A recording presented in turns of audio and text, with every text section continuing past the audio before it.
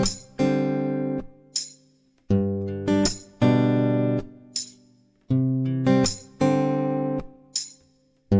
Friends, જય શ્રી કૃષ્ણ, રાધે રાધે. સ્વાગત છે તમારું મારા કિચનમાં. તો આજે હું તમારી સાથે શેર કરીશ આયરનના ગુણોથી ભરપૂર એવા ગુજરાતી પાલકના થેપલા. તમે દરરોજ એક જ પ્રકારની પાલકની સબ્જી ખાઈને કંટાળી ગયા હોય અને કંઈક નવું ટ્રાય કરવા માગતા હોય અને એ પણ હેલ્ધી, તો આ રેસીપી માત્ર તમારા જ માટે છે. મેથીના થેપલાને પણ ભૂલાવી દે એટલા ટેસ્ટી પાલકના થેપલા બને છે. આ થેપલાને તમે બાળકોના લંચ બોક્સમાં, સવારના નાસ્તામાં કે પછી સાંજના ડિનરમાં પણ બનાવી શકો છો. તો ચાલો બનાવીએ. તો સૌપ્રથમ પાલકના થેપલા બનાવવા માટે મેં આ એક જોડી પાલક લીધી છે, જેનો પાછળનો ભાગ નીકાળી અને તેને એકદમ સરસ સાફ કરી લીધી છે. હવે આ પાલકને આપણે આ રીતે એક બાઉલની અંદર પાણી લઈ અને 2 થી 3 વખત ધોઈ લેવાની છે, જેથી પાલકની અંદર કોઈ પણ ડસ્ટ કે કચરો હોય એ બધો જ નીકળી જાય. તો આ રીતે આપણે 2-3 પાણીથી આપણે પાલકને ધોઈ લેવાની છે. હવે આ પાણી આપણે તેનું નીકાળી દઈશું.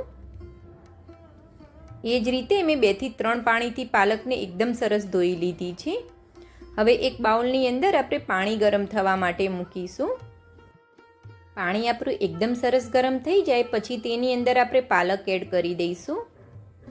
આ પાલકને આપણે માત્ર 2 થી 3 મિનિટ માટે જ બફાવા દેવાની છે, એનાથી વધારે બિલકુલ પણ નથી બાફવાની, જેથી આપણા પાલકના બધા જ પોષક તત્વો જળવાઈ રહે. આ રીતે થોડીક પાલકને કૂક કરી અને થેપલાની અંદર એડ કરવાથી પાલકનો તુરો ટેસ્ટ થેપલાની અંદર બિલકુલ પણ નથી આવતો. અને આપણે પાલકને વધારે પડતી કૂક પણ નથી કરતા, જેથી પાલકના બધા જ પોષક તત્વો જળવાઈ રહે છે. હવે 2 થી 3 મિનિટની અંદર આપણી પાલક એકદમ સરસ બફાઈ ગઈ છે, તેને તરત જ નીકાળી લઈશું. હવે આ પાલકને આપણે થોડી વાર ઠંડી થવા માટે મૂકી દઈશું. હવે એક મિક્સચર જારની અંદર જે આપણે પાલક બાફી અને ઠંડી કરીને રાખી હતી તે અંદર એડ કરી દઈશું. હવે તેની સાથે મેં 100 ગ્રામ જેવા લીલા ધાણા લીધા છે, જેને ઝીણા કટિંગ કરી અને એકદમ સરસ ધોઈને લીધા છે. તમારે ફ્રેન્ડ્સ લીલા દાણા ચોક્કસથી એડ કરવા. લીલા દાણા એડ કરવાથી આપણા થેપલાનો ખૂબ જ સરસ ટેસ્ટ આવે છે. હવે તેની સાથે 8 થી 10 કળી લસણ લીધું છે અને 4 થી 5 તીખા લીલા મરચાં લીધા છે. હવે મિક્સચર જાર બંધ કરી એકદમ સરસ ફાઇન પેસ્ટ બનાવી લઈશું. આ રીતની આપણે એકદમ ફાઇન પેસ્ટ બનાવવાની છે. હવે આપણે થેપલા માટેનો લોટ બાંધી લઈશું. તો તેની માટે મેં 2 કપ જેવો રોટલીનો જે ઝીણો લોટ આવે છે તે લીધો છે. તમારે કોઈ પણ વાટકીનું માપ સેટ કરી લેવાનું છે અને તે જ માપથી લેવાનો છે.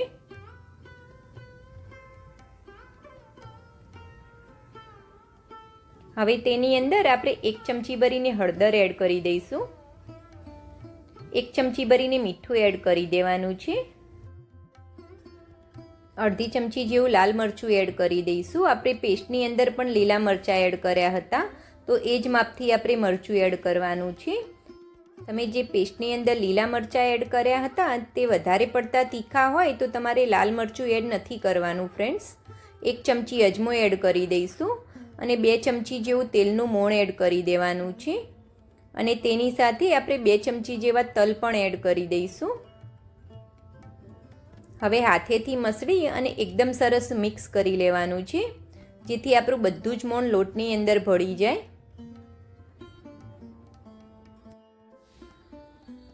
હવે તેની અંદર આપણે જે પાલકની પેસ્ટ બનાવીને રાખી હતી તે અંદર એડ કરી દઈશું. બધી જ પેસ્ટને આપણે અંદર એડ કરી દઈશું અને આ જ પેસ્ટથી આપણે લોટ બાંધવાનો છે. જરૂર લાગે તો થોડુંક પાણી અંદર એડ કરી દઈશું. સૌપ્રથમ આ જ પેસ્ટથી આપણે લોટ બાંધી લઈશું. હવે આપણા લોટની અંદર આપણે થોડાક પાણીની જરૂર છે, તો એ જ મિક્સચર જારની અંદર 2 થી 3 ચમચી જેવું પાણી એડ કરી અને આપણે લોટ બાંધી લેવાનો છે. આપણે પાલકની પેસ્ટને બિલકુલ પણ વેસ્ટ નથી કરવાની. તો આપણો લોટ બંધાઈને રેડી છે. આ લોટને આપણે રોટલી જેવો થોડોક નરમ રાખવાનો છે, જેથી આપણા થેપલા એકદમ સોફ્ટ બને. હવે તેને ઢાંકી અને 10 મિનિટ રેસ્ટ માટે મૂકી દઈશું. 10 મિનિટ પછી આપણે તેમાંથી થેપલા બનાવી લઈશું.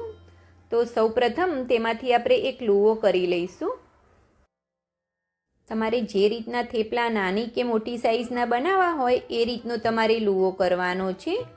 હવે તેમાંથી આપણે થેપલા બનાવી લઈશું.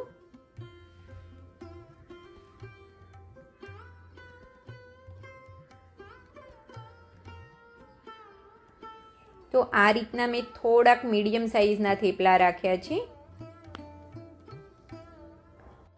તો આપણું થેપલું બનીને રેડી છે. તેને શેકી લઈશું. તો તેની માટે મેં એક તવી ગરમ થવા માટે મૂકી છે. તેની અંદર આપણે 1 ચમચી જેવું તેલ એડ કરી દઈશું અને તેની પછી આપણે થેપલું એડ કરી દેવાનું છે. હવે તેની ઉપરથી પણ આપણે થોડું તેલ લગાવી દઈશું. થેપલું આપણું થોડુંક શેકાય પછી તરત જ તેને પલટાવી દેવાનું છે અને ફરીથી આપણે તેને ઉપરથી તેલ લગાવી દઈશું અને એકદમ હળવા હાથે પ્રેસ કરતા જઈશું અને પલટાવી લેવાનું છે. આ રીતે આપણે ફેરવીને થેપલાને શેકી લઈશું. આ રીતે આપણે થેપલાને ફેરવીને શેકવાના છે. એકદમ વધારે દબાવીને નથી શેકવાના, નહીંતર આપણા થેપલા એકદમ કડક થઈ જશે. એકદમ હળવા હાથે આપણે પ્રેસ કરવાનું છે. તો આપણું સરસ મજાનું થેપલું બનીને રેડી છે ફ્રેન્ડ્સ. એ જ રીતે આપણે બીજા થેપલાને પણ શેકી લઈશું. ફ્રેન્ડ્સ, જો તમને મારી આ રેસીપી ગમી હોય તો મારી વિડીયોને લાઈક કરજો અને હજુ સુધી મારી ચેનલને સબસ્ક્રાઈબ ના કરી હોય તો સબસ્ક્રાઈબ ચોક્કસથી કરી લેજો ફ્રેન્ડ્સ, જેથી આપણે આગળ પણ નવી રેસીપી લાવવાના છીએ તમારી માટે. સબસ્ક્રાઈબ કરવું બિલકુલ ફ્રી છે ફ્રેન્ડ્સ, તો સબસ્ક્રાઈબ ચોક્કસથી કરી લેજો. તો આપણું બીજું થેપલું પણ આ રીતે આપણે ફેરવીને શેકી લઈશું. જ્યારે બાળકો પાલક ના ખાતા હોય તો તમે આ રીતથી થેપલા બનાવીને આપશો તો બાળકો ચોક્કસથી ખાઈ લેશે. તો આપણું બીજું થેપલું પણ બનીને રેડી છે. એ જ રીતથી મેં બધા જ થેપલા બનાવીને રેડી કરી લીધા છે. આપણા થેપલા એકદમ સોફ્ટ બન્યા છે. તો તમે પણ મારી આ રીતથી થેપલા બનાવી ચોક્કસથી ટ્રાય કરજો ફ્રેન્ડ્સ. Thanks for watching. જય શ્રી કૃષ્ણ.